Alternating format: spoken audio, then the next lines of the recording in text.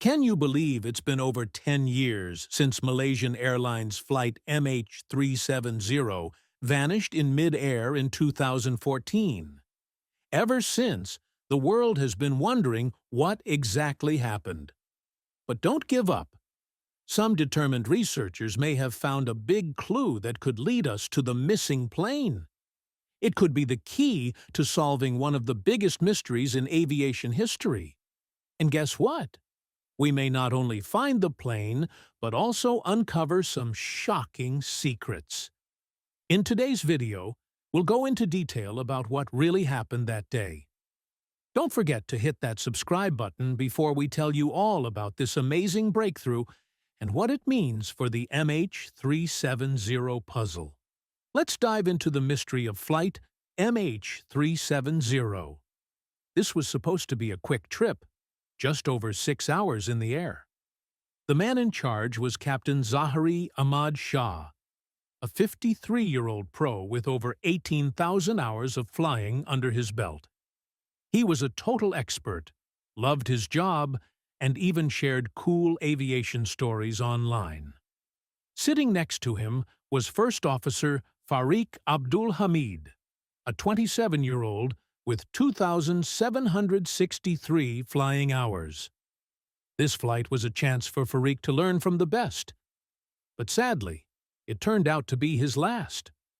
The plane took off from runway 32, soaring into the night sky over the South China Sea.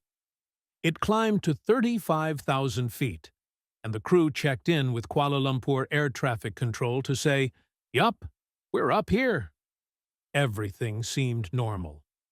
As they got close to Vietnamese airspace, Malaysian controllers said their usual "good night," passing the plane off to Ho Chi Minh air traffic. Captain Zahari replied with a calm "good night." But then, things took a wild turn. Out of nowhere, the plane popped up on radar again. But it wasn't where it was supposed to be. It made a sharp U-turn, flew southwest over the Malay Peninsula, then swung northwest over the Strait of Malacca. What was going on? Was it a glitch in the plane? Someone making a crazy decision?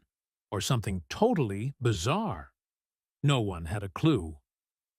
In the middle of all this, another pilot even tried to reach MH370 on an emergency channel to pass along a message from Vietnamese controllers. They connected, but all anyone could hear were muffled sounds and static. It only made everyone more worried as things started looking really bad. Then, the Malaysian military's radar lost the plane's signal over the Andaman Sea, which screamed trouble. Soon after, air traffic controllers dropped a bombshell. MH370 had completely disappeared from their screens. That kicked off a frantic search. Malaysia Airlines started calling every air traffic center and nearby planes, begging for any clue about where their missing flight went. But the wildest part was still to come. By morning, search teams were all over the South China Sea and Gulf of Thailand, the last spots where the plane was seen. Everyone was dead set on finding it, desperate for answers to this head-scratching mystery. Then came some crazy eyewitness stories. A fisherman near Kota Bharu swore he saw a plane flying super low, way too low, which freaked him out. Meanwhile, an oil rig worker 2,999 kilometers southeast of Vung Tau said he spotted something burning in the sky that morning. That spooky sighting pushed Vietnamese authorities to launch their own search and rescue mission. These wild tales just made the puzzle messier. The mystery of Flight MH370 kept getting weirder. Indonesian fishermen said they saw a plane crash near the Malacca Strait, adding more "what the heck" to the story. 3 months later, a British woman sailing in the Indian Ocean claimed she saw a plane on fire in the sky. Talk about chilling! All these different reports turned the whole thing into a giant question mark. Each story painted a picture of something strange and awful happening to MH370. Even though the details didn't match up, they all pointed to a jaw-dropping tragedy. People are still out there looking, fueled by hope and grit, trying to figure out what really happened to the plane and everyone on board in this heartbreaking aviation mystery. As investigators dug deeper, they got some big hints from signals the plane sent to a satellite. Think of them like secret messages saying, shockingly, these signals showed the plane kept flying for hours after it disappeared from radar. But hold on, that's not even the craziest part. On March 15th, a company called Inmarsat dropped some mind-blowing info. It wasn't super clear, but their data pointed to two possible paths. One heading south into the Indian Ocean near Australia, and another going north from Vietnam up toward Turkmenistan. Since the plane was still nowhere to be found, the search totally flipped. Forget the South China Sea, Gulf of Thailand, and Malacca Strait. Everyone started chasing these new leads. Every clue seemed to raise more questions than answers. One theory was that the plane might have flown north over places like Thailand or Kazakhstan, but that idea got shot down fast. Those countries have sharp military radars and swore they'd have spotted a mystery plane sneaking through their skies. So, the northern route? Nope, not happening. With the north ruled out, the search got even trickier.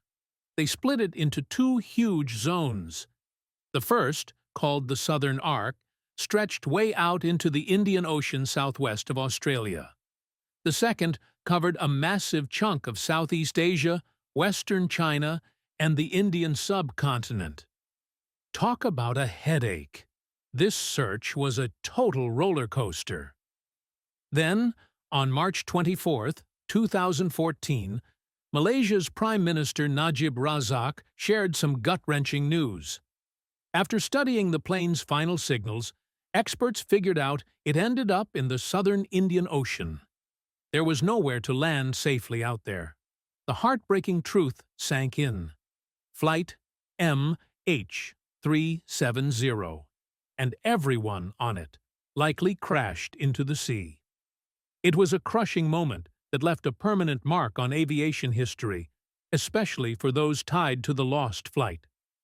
Flight MH370 had 239 people on board, and it didn't look good for any survivors, but that's not even the saddest part. At the time, it was the deadliest crash ever for a Boeing 777, a record it held for 131 days. Then, another awful tragedy hit. On July 17, 2014, a second Malaysia Airlines Boeing 777, Flight MH17, was shot down, killing 298 people and making it an even worse disaster. Back to Flight 370, new clues kept popping up, but so did more questions. The suspected crash site was in a super remote part of the ocean. Then, on April 6, 2014, a tiny ray of hope showed up. An Australian ship picked up signals that might have been from the plane's black box, way out near Perth in Western Australia. This matched the satellite data, so it felt like a big maybe. But there was a catch.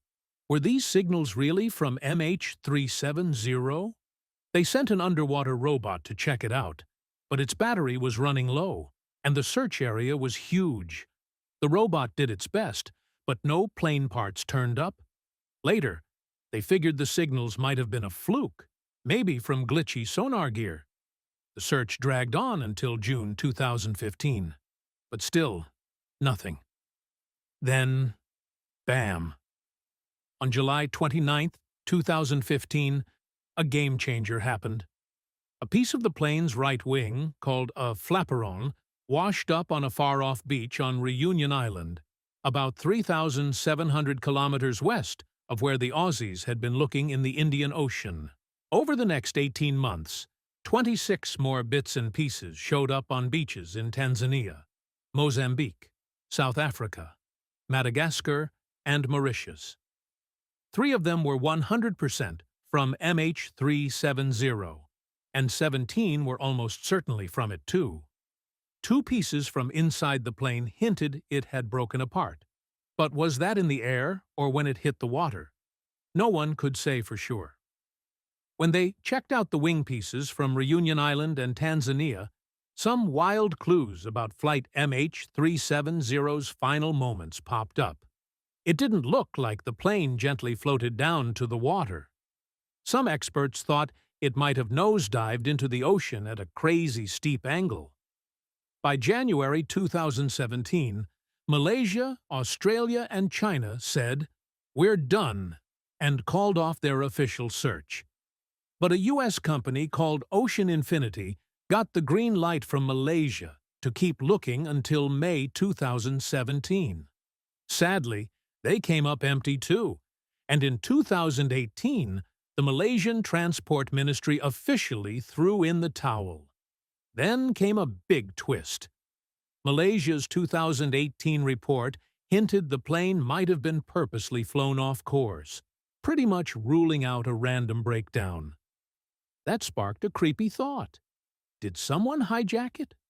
Even with these juicy hints, experts were still stumped about why the plane vanished without a trace. After it disappeared, people started throwing out all kinds of ideas, including the spooky possibility of a hijacking. Here's a wild fact. 2 guys got on the plane using stolen passports, one from Austria, one from Italy, that had been reported missing in Thailand. Interpol confirmed those passports were on their lost and stolen list. Ahmad Zahid Hamidi, Malaysia's security boss, was not happy. He blasted immigration officials for letting these 2, who bought one-way tickets through China Southern Airlines, board the plane. Digging deeper, it turned out they were young Iranian guys, maybe looking for asylum, so the terrorism angle cooled off a bit. Still, the plot kept thickening. After MH370 went missing, U.S. and Malaysian teams dug into every passenger's background, while China double-checked its citizens on board. They found 0 ties to violence or terrorism. But one guy, a flight engineer who knew planes inside and out, raised a few eyebrows for a minute. Then came a blockbuster theory. Some folks suggested Russian agents might have taken over the plane and crashed it in Kazakhstan to distract from drama in Crimea. It sounded like a spy movie, but there was no proof. Things got even weirder when people said they heard passengers' cell phones ringing after the plane vanished. When people heard passengers' phones ringing, it sparked a crazy thought. Maybe Flight MH370 didn't crash after all. For a moment, it gave families a tiny flicker of hope that the plane wasn't lost in the ocean. But then, telecom experts stepped in with a reality check.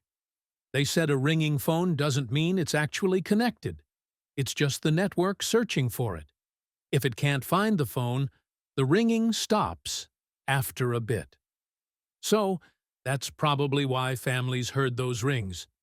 It was just the system trying and failing to link up. That cleared things up a little, but it didn't erase the heartache or the big question: what happened to the plane and everyone on it? The mystery got even juicier when Flight MH370 suddenly veered off course and went totally quiet. Was it hijacked, or was something else going on? In Chapter 5 of The Vanishing of Flight 370, they talk about Captain Zahari and how the plane, packed with passengers, just vanished into the night sky. Theories flew around like crazy. Hijacking was a big one, though not everyone bought it. Picture this. The plane was cruising over the Gulf of Thailand, then bam! It turned around. It flew back over Malaysia, soaring over bustling cities and sleepy towns, and not a peep from anyone on board. In today's world, where we're glued to our phones 24/7, That silence was downright bizarre. No texts, no calls, no selfies, no nothing after it changed direction. But here's the wildest part.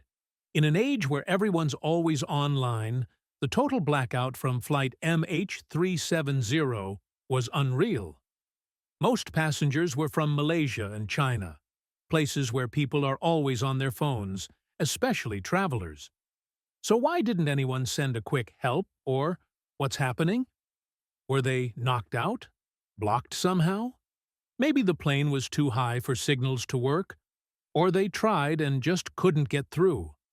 Every guess made this mystery deeper and more gripping, keeping the whole world on edge, waiting for that one clue to crack the case. Military radar data made the Flight MH370 mystery even wilder. It showed the plane bouncing around at weird heights, shooting up to 45,000 feet, way higher than normal, then dropping to 23,000 feet and climbing back up again. What was going on? This roller coaster ride in the sky left everyone scratching their heads. The more we found out, the more questions piled up. Was this some crazy plan? Or was the plane in serious trouble? People have been guessing ever since, dying for answers to crack this spooky puzzle. At one point, the plane leveled off at 29,500 feet, holding steady, but tweaking its height here and there. That could explain why passengers couldn't get their phones to work. No matter when they tried, it was just too high to catch a signal from any cell towers down below. New twists kept the investigation alive and buzzing with questions about Flight 370. Here's the jaw-dropping aftermath. About a month after the plane vanished, Malaysia's police chief said they'd talked to over 170 people. Families, co-workers, anyone tied to the pilots and crew. All eyes were on Captain Zahari Ahmad Shah. Some creepy theories started floating around, like maybe he planned a crash for secret personal reasons. A few even wondered if he locked the co-pilot out, flipped off all the radios, and messed with the cabin to knock everyone out. Investigators dug into Captain Zahari's life and found he seemed like a regular guy, a family man living in a nice area with 2 houses, including his main one. So, was he really behind it all? Or is there more to this story? The mystery just keeps getting stranger. Captain Zahari had a flight simulator at home that he loved messing around with. When investigators checked it out, they hit the jackpot. A saved route that looked a lot like the one Flight MH370 took. It stretched way out into the southern Indian Ocean, and even included a pretend landing on a deserted island. Someone had tried to erase those files, but the experts brought them back, and it made Zahari look suspicious, like he might have planned the whole tragic thing. That discovery sent investigators snooping deeper into Zahari's life, especially since he was going through a rough patch. He and his wife were splitting up, which is tough on anyone. Plus, a close relative, Anwar Ibrahim, had just been slapped with a 5-year prison sentence right before the flight. You'd think all that would weigh him down big time. But his wife said he wasn't drowning in problems, and his friends and family backed her up. They were sure his love for his family and job would have kept him from doing anything wild. While the investigation rolled on, Kuala Lumpur police teamed up with the FBI to dig into Zahari's flight simulator again. Guess what?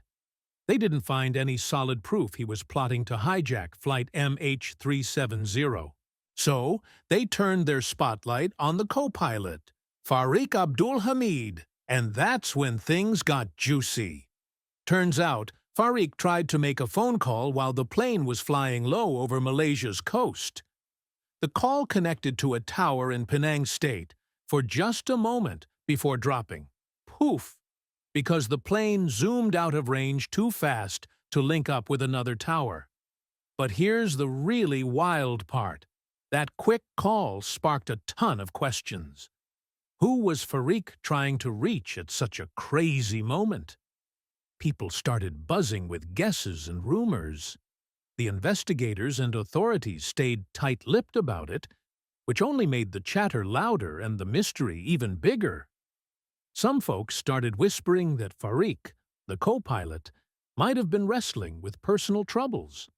The wildest rumors said he could have taken over the plane, flipped off all the systems, and locked himself in the cockpit.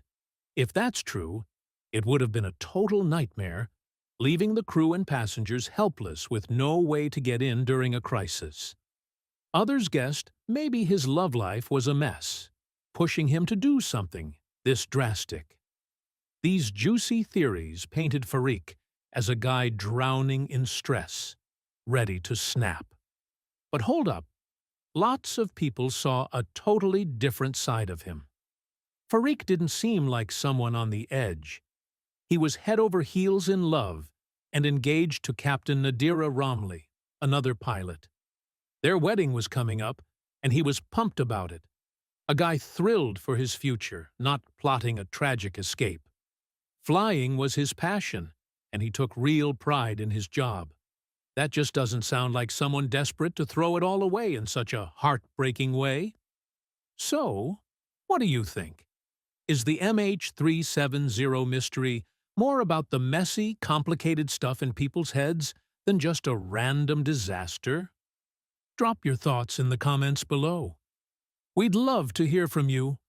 And hey, if you enjoyed this deep dive, smash that like button, hit subscribe, and ring the bell so you don't miss our next video.